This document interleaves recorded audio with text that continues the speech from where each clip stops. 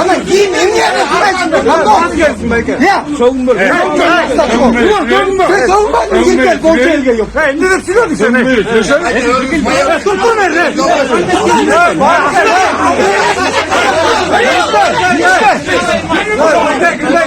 Hey abi hadi.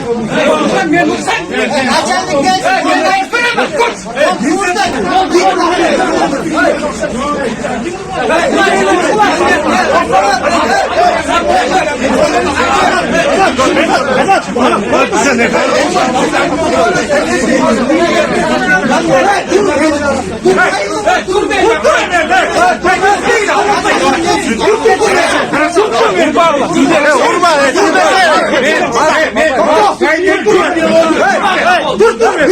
Ama giyin emniyete nasıl gelsin belki?